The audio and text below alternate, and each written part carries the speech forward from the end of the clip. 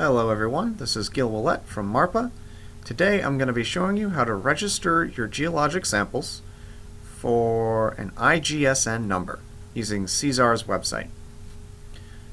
So first, you want to log in to your CSAR account.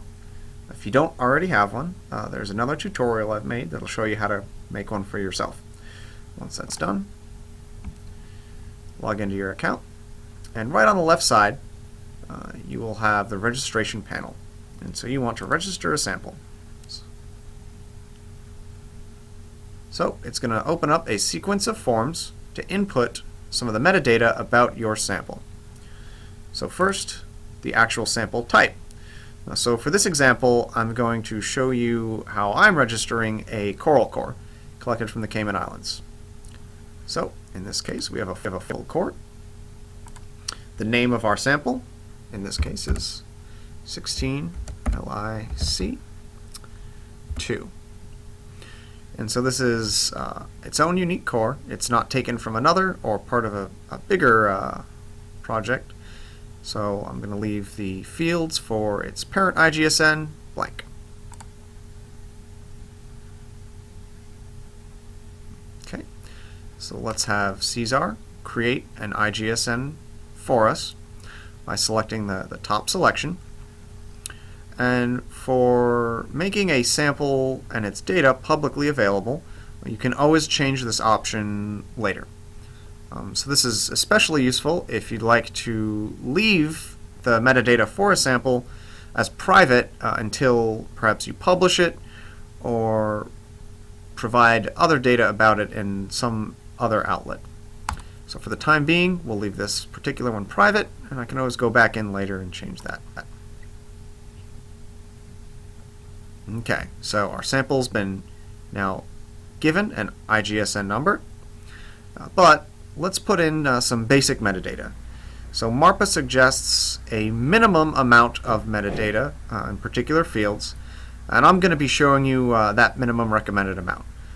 Putting in more metadata is always advisable, but at least putting in the fields that I show here is highly recommended.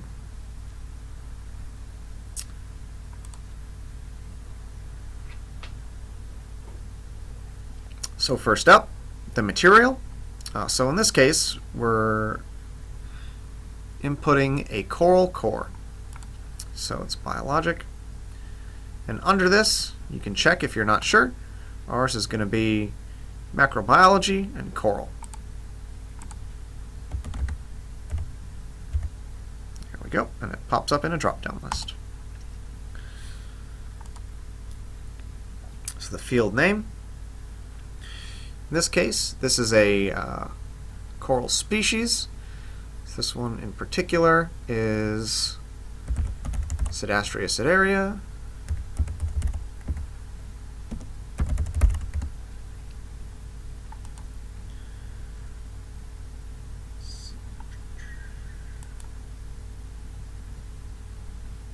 So for our description, this is a scleractinian coral. This particular core is 26.5 centimeters long.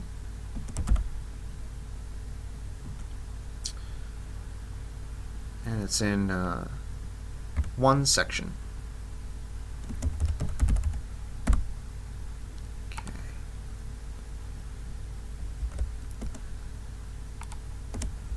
Separate those. So the age from this particular one, which we've deduced from band counting at this point, but we'll update later after some uranium or carbon dating. So we know its age as old as the 1970s. And potentially up to this year. The unit for this is in years. Geologic age for this particular sample is modern. So we collected these while they were dead, but very recently alive.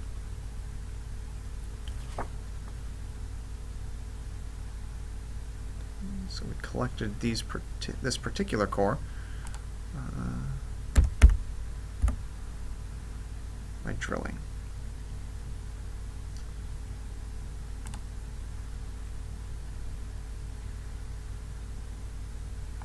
Okay, so now we're going to input our minimum recommended information for geolocating our samples.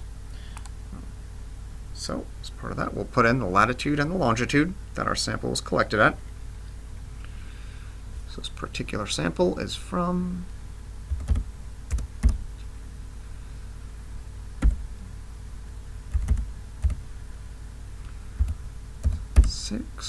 north and 80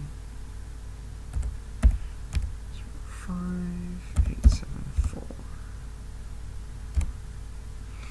west, and so there we go.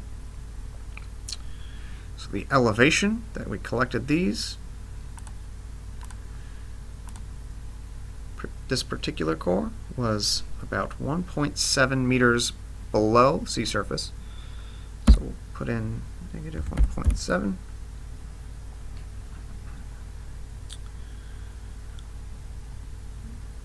So our location is the north coast of Little Cayman Island.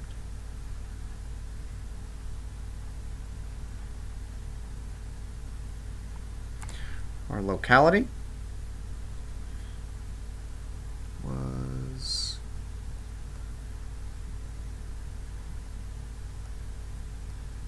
just east of the Central Caribbean Marine Institute's Little Cayman Research Center facility.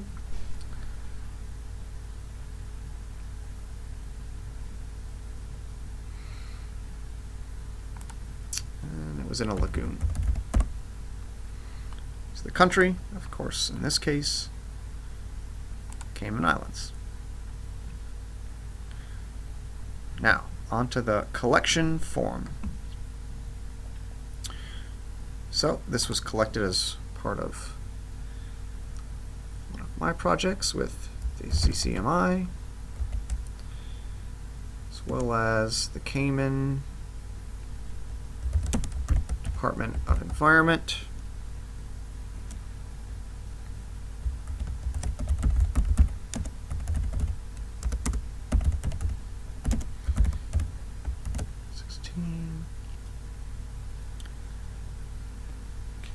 So the collector was myself.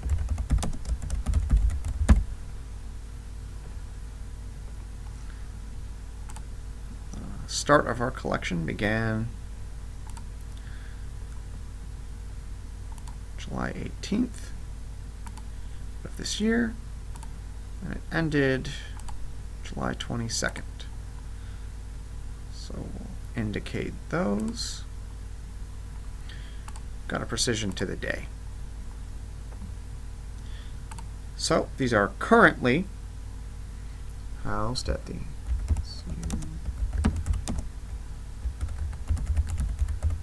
laboratory collection, and current contact with myself.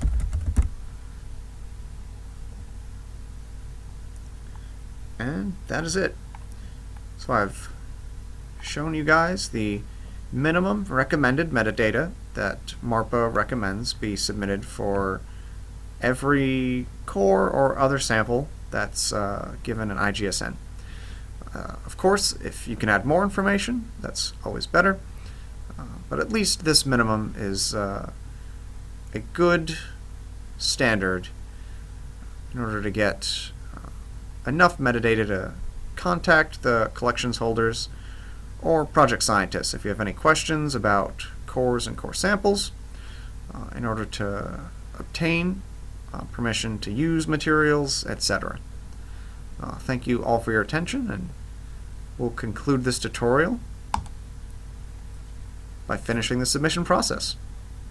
And there we go. So now our core has its own IGSN, which can be used to look up this particular core and used as a reference number, as well as the metadata we've provided.